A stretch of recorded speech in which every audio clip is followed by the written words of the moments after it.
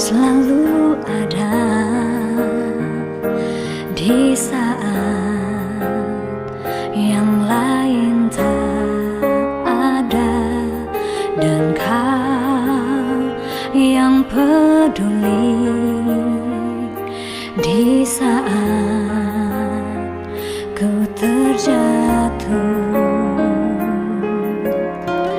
Rasanya ku tak sanggup lagi untuk menjalani hidup, tapi tangan-Mu yang mengangkat aku dari bahaya.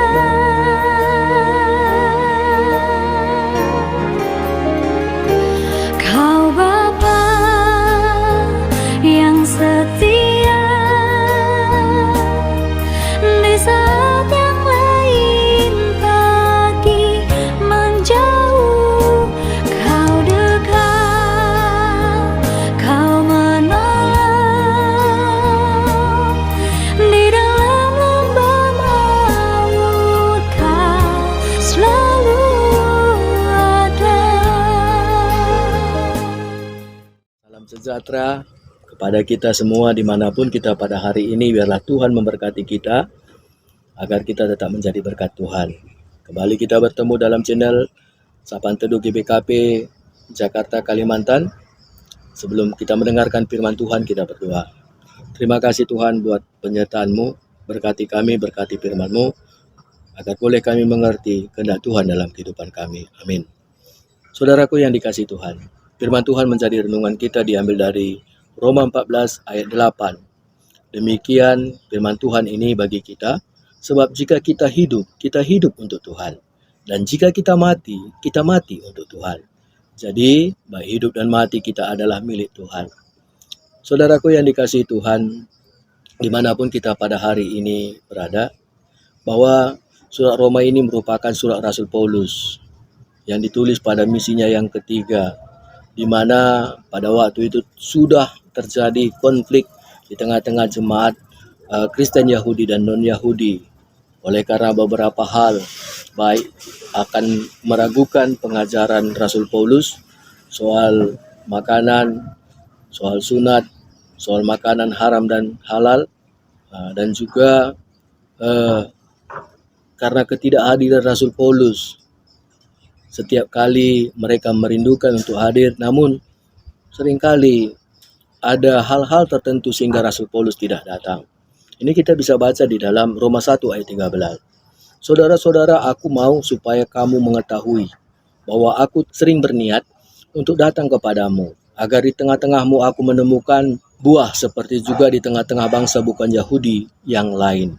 Jadi seringkali bahwa dia sebenarnya rindu. Ketidakhadirannya itu bukan karena disengaja, namun dia percaya bahwa dalam perjalanannya itu ada saja hal-hal tertentu, dan itu dia tahu bahwa merupakan bahagian dari rencana Tuhan. Namun kali ini dia juga kembali merencanakan untuk datang ke tengah-tengah jemaat Roma. Bila kita baca dalam Kisah Para Rasul 15 ayat 25 sampai 27, maka dikatakannya demikian. Tetapi sekarang aku sedang dalam perjalanan ke Yerusalem untuk mengantarkan bantuan kepada orang-orang kudus, sebab Makedonia dan Akaya telah mengambil keputusan. Untuk keputusan itu memang telah mereka ambil, tetapi itu adalah kewajiban mereka. Sebab jika bangsa-bangsa lain telah beroleh bagian dalam harta rohani orang Yahudi, maka wajiblah juga bangsa-bangsa lain itu melayani orang Yahudi dengan harta duniawi mereka. Jadi Paulus mereschedule kembali soal perjalanannya, bahwa dia memiliki rencana untuk datang ke Yerusalem sebelum Pentakosta, sekalian memberikan persembahan yang telah dikumpulkannya dari jemaat Makedoni dan juga Akaya untuk disampaikan kepada jemaat Yerusalem yang menghadapi sebuah tantangan kemiskinan dan sebagainya.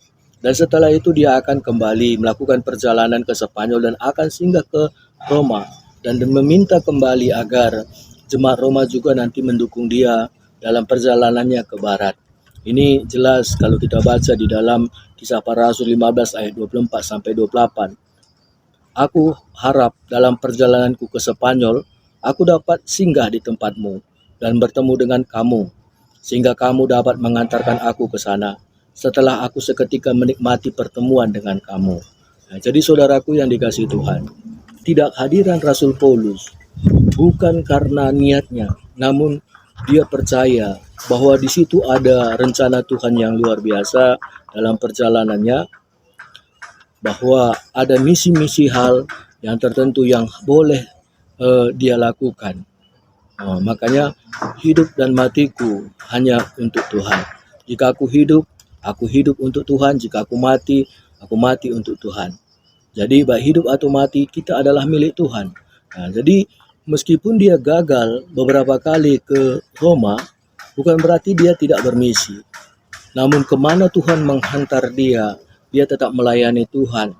Dia tetap memberitakan firman Tuhan. Bukan berarti dia tidak merindukan untuk boleh datang dan hidup bersama-sama, melayani bersama-sama, memberitakan firman Tuhan kepada Roma. Jadi dari surat ini menguatkan, dia berharap memberikan keteguhan hati, meyakinkan dan jangan meragukan akan kerasulan Rasul Paulus, dan tetap percaya kepada Kristus bahwa apa yang dia lakukan, apa yang dia rencanakan, itu semua dia serahkan kepada Tuhan. Jadi firman Tuhan ini juga mengingatkan kita bahwa ternyata sebagai orang yang percaya, apa yang kita rencanakan di dalam kehidupan kita, baik dalam tengah-tengah gereja, meskipun tidak sesuai dengan apa yang kita pikirkan itu yang terlaksana, namun jangan lupa untuk tetap kita berserah kepada Tuhan, agar apapun yang kita lakukan itu senantiasa menjadi berkat Tuhan. Berencana merupakan bagian dari bagian kehidupan kita. Kita wajib memiliki rencana yang baik dan melakukannya, walaupun pada akhirnya apa yang kita rencanakan dan kita tidak melakukannya oleh karena hal-hal tertentu. Kita percaya ketika kita menyerahkan kepada Tuhan bahwa itu adalah bagian rencana Tuhan, ada maksud dan rencana Tuhan yang lebih mulia seperti yang dirasakan Rasul Paulus. Namun catatan agar kita senantiasa untuk melayani Tuhan dimanapun dan kapanpun ini. Inilah firman Tuhan yang menjadi sapaan kita pada pagi hari ini. Biarlah orang-orang Kristen dimanapun berada pada hari ini agar tetap menjadi berkat Tuhan dalam setiap aktivitas pekerjaannya. Layanilah Tuhan dan berbuatlah bahwa apa yang kita lakukan itu hanya untuk kemuliaan nama Tuhan, untuk mempermuliakan nama Tuhan, menjadi saksi Tuhan dalam pekerjaan kita, dalam kegiatan-kegiatan yang kita lakukan. Biarlah nama Tuhan tetap terpuji dalam kehidupan kita.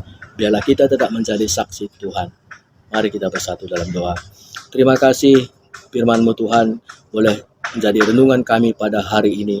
Berkati kami anak-anak-Mu dimanapun pada hari ini Bapa. Sering sekali dalam kehidupan kami bahwa kami memiliki perencanaan yang baik menurut kami dalam kehidupan kami, baik untuk keluarga kami, mungkin dalam program-program di tengah-tengah gereja kami pun Bapa. Ternyata seringkali juga ketika kami dalam prakteknya, apa yang kami rencanakan jauh dari apa yang kami harapkan Tuhan, atau mungkin tidak berjalan.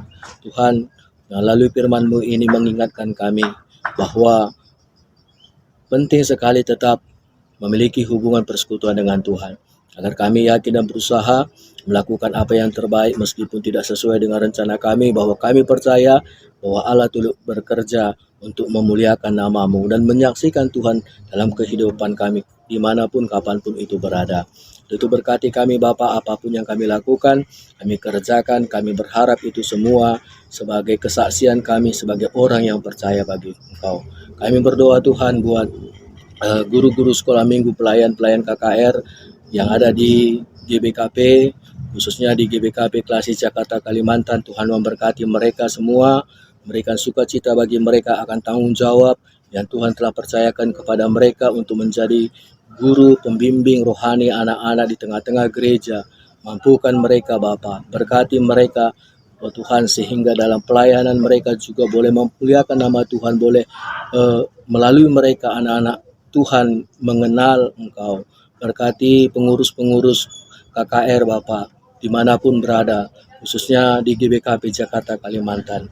Tuhan memberkati pengurus klasis, pengurus KKR klasis GBKP Jakarta Kalimantan, Tuhan berkati, dan juga guru-guru sekolah minggu dimanapun, berkati mereka Bapa dalam setiap tanggung jawabnya, baik dalam rumah tangga ataupun dalam pekerjaan, terlebih-lebih dalam pelayanan mereka, agar tetap menjadi berkat Tuhan. Ini doa dan harapan kami Tuhan. Ampuni kami akan kesalahan kami Tuhan. Kami mau serahkan doa kami ini, berkati kami untuk senantiasa mampu melayani Tuhan di dalam kehidupan kami. Dalam nama Yesus kami berdoa. Bapa kami yang di sorga, dikuduskanlah namamu, datanglah kerajaan-Mu, jadilah kehendak-Mu di bumi seperti di sorga. Berikanlah kami pada hari ini makanan kami yang secukupnya. Ampunilah kami akan kesalahan kami, seperti kami juga mengampuni orang yang bersalah kepada kami. Dan janganlah bawa kami ke dalam pencobaan, tapi lepaskanlah kami daripada yang jahat. Sang Engkau yang punya kerajaan dan kuasa dan kemuliaan sampai selama-lamanya. Amin.